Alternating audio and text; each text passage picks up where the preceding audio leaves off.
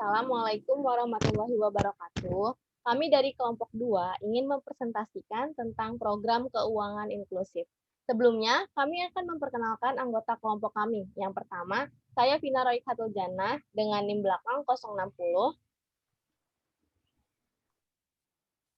Saya Matia Febri Faradila dengan NIM belakang 049.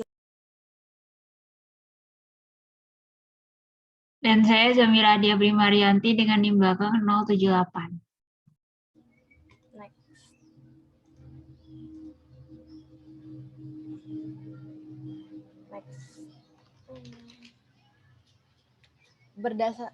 Yang pertama adalah layanan keuangan digital. Berdasarkan buku modul pelatihan pengelolaan keuangan, layanan keuangan digital adalah kegiatan layanan jasa sistem pembayaran dan keuangan yang dilakukan melalui kerjasama dengan pihak ketiga, serta menggunakan sarana dan perangkat teknologi seperti perangkat berbasis mobile maupun berbasis web dalam rangka tujuan keuangan inklusif.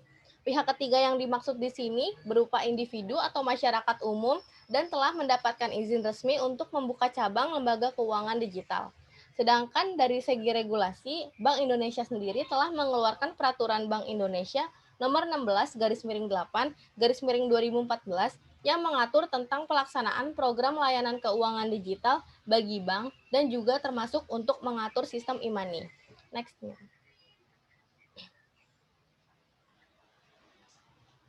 Kemudian terdapat tujuan dan manfaat dari layanan keuangan digital. Yang pertama ini tujuan dibentuknya layanan keuangan digital. Yang pertama, untuk mengembangkan keuangan inklusif masyarakat Indonesia. Yang kedua, mendukung penyaluran dana bantuan dari pemerintah agar bergerak secara efektif dan efisien. Yang ketiga, kalau dilihat dari jasa agen, bertujuan untuk memberikan layanan keuangan ke daerah atau ke area yang selama ini belum terjangkau. Cara menjangkaunya yaitu dengan melalui jaringan telekomunikasi telepon seluler. Kemudian, ada manfaat dari layanan keuangan digital. Yang pertama, untuk mempermudah melakukan transaksi. Dengan adanya layanan keuangan digital ini, pasti kita akan merasa terasa dimudahkan, karena kita bisa melakukannya dimanapun dan kapanpun kita berada. Lalu yang kedua, untuk mengurangi antrian yang panjang. Karena layanan keuangan digital ini bisa dilakukan di mana saja dan kapan saja, maka kalian tidak perlu lagi berlama-lama untuk melakukan antri. Dalam layanan keuangan digital ini, hanya dengan bermodalkan akses internet saja, maka kalian sudah bisa melakukan berbagai macam transaksi yang ingin kalian lakukan. Lalu yang ketiga, pengembalian uang dilakukan secara utuh. Jika kalian melakukan pembayaran melalui layanan keuangan digital seperti e-money, maka kalian akan mendapatkan uang kembalian sesuai dengan yang tertera pada aplikasi atau kasir. Next. Kemudian terdapat manfaat penggunaan layanan keuangan digital menurut Bank Indonesia, yaitu yang pertama, bagi nasional, yaitu bermanfaat menjadi salah satu sarana untuk mencapai pertumbuhan ekonomi yang inklusif atau dapat dikatakan seluruh masyarakat dapat berkontribusi dan trickle down effect akan lebih merata. Lalu yang kedua, bagi pemerintah, merupakan sarana jasa keuangan bagi masyarakat kecil, pertumbuhan ekonomi, penciptaan lapangan kerja, peningkatan literasi keuangan bangsa sebagai sarana distribusi program pemerintah, mengurangi unbanked dan financial exclusion, serta masyarakat akan lebih terdata. Lalu yang ketiga, bagi perusahaan telekomunikasi akan mendapatkan akses market baru, peningkatan loyalitas nasabah, serta menjadi tambahan pendapatannya. Yang keempat, bagi bank, layanan keuangan digital ini menjadi market baru dengan biaya murah dan adanya loyalitas dari nasabah serta adanya efisiensi. Lalu yang kelima, bagi perusahaan, layanan keuangan digital dapat terjadi kecepatan penerimaan pembayaran dan perbaikan pada arus kas perusahaan atau cash flow. Lalu yang keenam, bagi masyarakat, layanan keuangan digital ini dapat menjadi sarana dalam melakukan pembayaran dan menyimpan uang serta menjadi adanya pembukaan lapangan pekerjaan baru bagi masyarakat. Lalu yang ketujuh, bagi retail agen dapat meningkatkan jumlah pengunjung dan layanan keuangan digital ini bisa menjadi tambahan pendapatan bagi retail agen tersebut. Lalu yang terakhir, bagi Bank Indonesia itu sendiri dapat mengurangi kegiatan peredaran uang, membantu peningkatan pertumbuhan ekonomi, membantu program Less Cash Society, dan bersinergi dengan program Bank Indonesia lainnya. Next.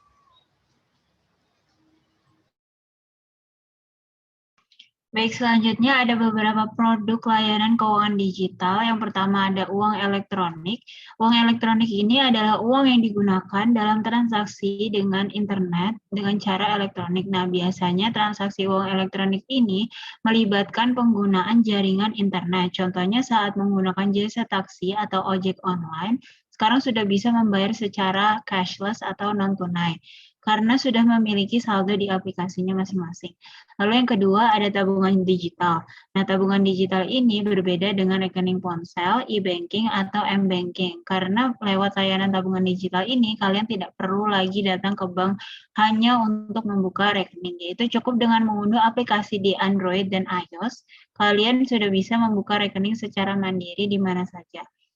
Lalu yang ketiga ada rekening ponsel. Nah, biasanya sudah menyatu dengan layanan e-money di dalamnya. Kemudian layanan ini juga sudah mempunyai fitur lengkap seperti rekening pada umumnya. Misalnya layanan setor atau tarik tunai di ATM tanpa kartu atau cardless, transfer dana hingga bisa membayar berbagai macam tagihan. Lalu yang keempat ada Laku Pandai. Laku Pandai ini layanan keuangan tanpa kantor, yaitu program dari Otoritas Jasa Keuangan atau OJK yang memiliki tujuan agar masyarakat tersebut bisa berpartisipasi dalam menikmati layanan perbankan tanpa harus ke bank, yaitu melainkan lewat agen-agen resmi yang sudah ditunjuk, seperti toko kelontong, gerai pulsa, hingga minimarket yang ada. Sistemnya sekilas lumayan sama dengan proses tarik tunai yang biasa dilakukan di gerai minimarket. Lalu yang terakhir ada P2P lending. P2P lending ini adalah kegiatan meminjam atau kredit. Nah, di peer-to-peer lending ini, seseorang memungkinkan untuk memberikan pinjaman atau mengajukan pinjaman untuk melakukan berbagai kepentingan tanpa menggunakan jasa keuangan formal dari bank sebagai perantaranya. Nah, di sini ada beberapa contoh produk menurut OJK. Yang pertama, ada internet banking. Jadi, internet banking ini layanan yang melakukan transaksi perbankan melalui jaringan internet. Nah, nasabah dapat melakukan dengan menggunakan perangkat komputer, desktop, laptop, tablet, ataupun smartphone yang telah terhubung dengan jaringan internet sebagai penghubung dengan sistem bank. Lalu yang kedua ada phone banking.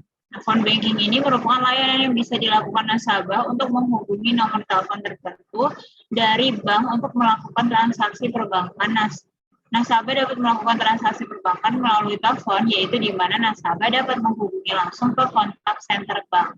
Lalu yang ketiga ada SMS banking. Nah, layanan ini nasabah dapat melakukan transaksi bank melalui telepon seluler dengan format short message service atau SMS. SMS banking ini hanya mengandalkan jaringan provider telepon seluler sehingga SMS banking ini dapat dilakukan di mana saja, kapan saja, dan berlaku 24 jam. Nah, jenis-jenis yang dapat dilakukan melalui SMS banking ini antara lain transfer dana, informasi saldo, mutasi rekening, membayar kartu kredit, atau pembelian pulsa isi ulang. Lalu yang terakhir ada mobile banking. Nah, mobile banking ini layanan perbankan yang juga dapat diakses melalui telepon seluler seperti SMS banking. Tetapi mobile banking ini memiliki tingkat kecanggihan yang lebih tinggi. Oke, selanjutnya saya akan menjelaskan tentang Brainless Banking merupakan layanan perbankan tanpa membuka kantor cabang.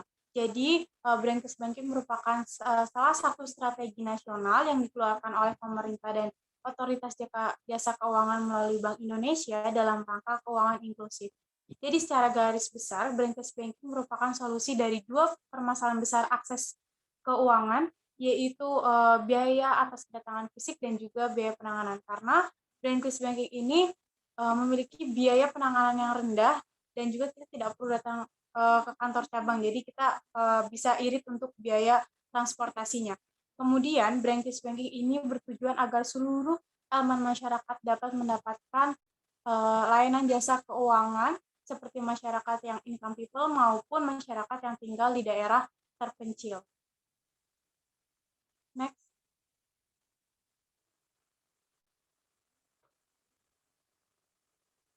Oke, ini ada elemen-elemen dari Brainless Banking. Jadi Brainless Banking ini melalui agen atau pihak ketiga. Yang pertama itu banking agen atau pihak ketiga sebagai unit terdepan, karena Brainkids Banking ini tidak datang langsung ke kantor, tetapi melalui agen atau pihak ketiga yang ditunjuk atau bekerja sama dengan bank seperti supermarket, pom bensin, toko kelontong, koperasi, dan lain sebagainya. Kemudian yang kedua ada provider telekomunikasi seperti mobile banking, dan yang terakhir adalah masyarakat non-nasabah atau masyarakat yang tidak memiliki rekening dan ingin bertransaksi seperti transfer uang, pengisian saldo, dan juga pembayaran dan lain sebagainya. Next. Oke, ini ada 3 model dari Brainkids Banking atau laku pandai yang ada di Indonesia. Yang pertama itu Bank LED model, merupakan model yang menggunakan jasa telekomunikasi dan agen untuk kebutuhan masyarakat, di mana pada bank LED model ini, bank hanya sebagai yang bertanggung jawab atas segalanya seperti perizinan nasional, pengelolaan keuangan, pengelolaan aktivitas kegiatan, dan juga lain sebagainya. Kemudian yang kedua adalah telco LED model, di mana seluruh operasional dilakukan oleh non-bank. Jadi pada model ini bank hanya sebagai supporting, tetapi untuk seluruh tanggung jawab itu dilakukan oleh non-bank atau agen tersebut. Nah, untuk telco LED model ini nasabah tidak punya kontrak terikat tertentu oleh bank. Jadi bank ini sebagai supporting dan penyedia layanan. Yang ketiga adalah hybrid LED model. Nah, untuk model ini agen ketiga dan juga bank ini memiliki bentuk kerjasama seperti joint venture dan juga partnership, di mana untuk misalkan untuk jasa telekomunikasinya itu seperti transfer melalui SMS dan lain sebagainya itu dilakukan oleh MNO, dan untuk bank sendiri itu sebagai transfer antara rekening, pengecekan saldo, dan lain sebagainya.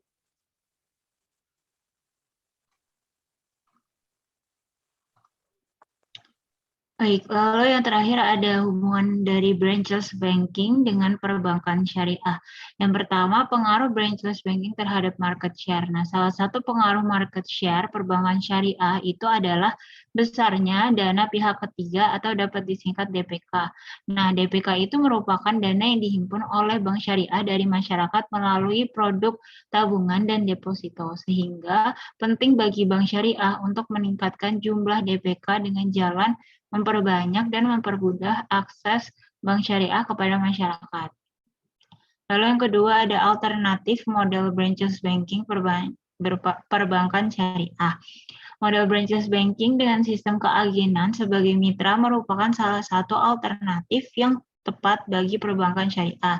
Nah, hal ini dikarenakan karakteristik masyarakat unbank di Indonesia yang sebagian besar berada di wilayah pedesaan, pesisir, pegunungan, dan sebelumnya mereka telah terlebih dahulu mengenal lembaga keuangan mikro syariah yang berbasis komunitas. Lalu yang terakhir, implikasi market share perbankan syariah melalui branchless banking. Nah, market share pada perbankan syariah dapat ditingkatkan melalui 3 indikator. Yang pertama, bertambahnya jumlah layanan bank syariah. Lalu yang kedua, tersedianya produk yang sesuai dengan kebutuhan masyarakat, dan yang terakhir, meningkatnya jumlah rekening serta meningkatnya jumlah dana pihak ketiga atau DPK.